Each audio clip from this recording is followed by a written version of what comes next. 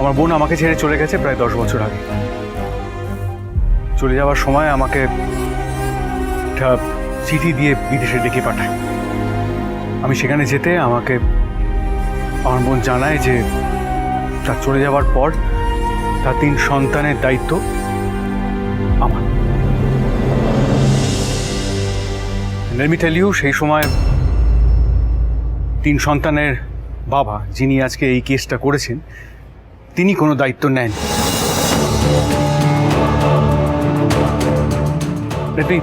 Let me ask you, যে বাবা তার সন্তানের দায়িত্ব পালন করেন না সে কি কোনদিন একজন আইডিয়াল ফাদার হতে পারে?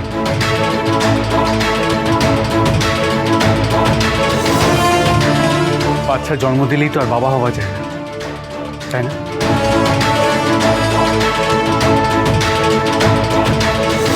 ঠিক, জন্ম দিলেই কেউ কেবল বাবা হয়ে যায় না। আমি আমার জীবন দিয়ে বুঝেছি কোকো মোমো মিষ্টির জীবন আমার মতো ছন্ন ছাড়া হবে না।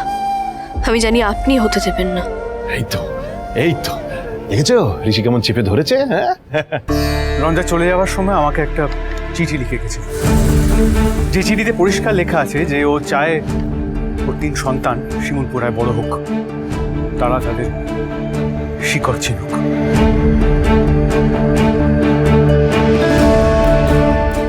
তারা রঞ্জাকে আমরা যেভাবে তেঁতুল পাতায় শিক্ষা দিয়েছি সেই বাচ্চারাও সেই শিক্ষাই পাক।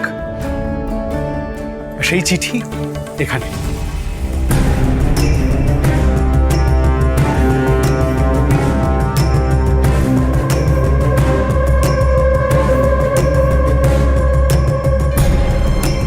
আরও একটা জিনিস আমি স্ট্রেস করছি পুরো কোর্টের সামনে, যে আমার বোন তার কাছে ছিল 3 বাচ্চার টোটাল কাস্টাডি, সম্পূর্ণ হেফাজত ওর কাছে ছিল। তার হাজবেন্ড তার সাথে সেপারেশন হবার পর, আর তার কারণ হলো যে ওর দেন হাজবেন্ড উনি বাচ্চাদের কোনো দায়িত্ব নেননি।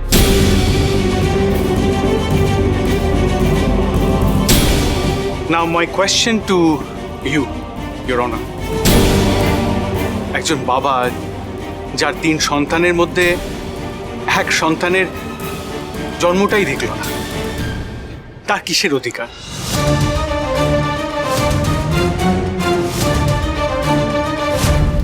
তাই ঋষিরাজ সিংহ রায় would want their legal custody.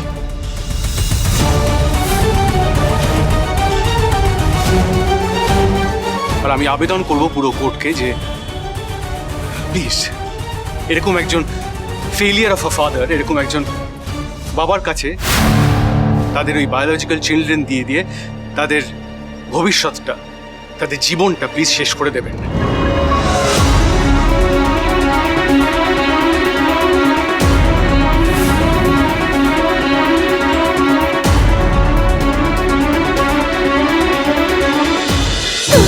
সুজনে রয়েছে যেন তেঁতুল পাতা, সোম থেকে রবি প্রতিদিন সন্ধ্যে 6টায় স্টার জলসায় ও জিও হটস্টারে।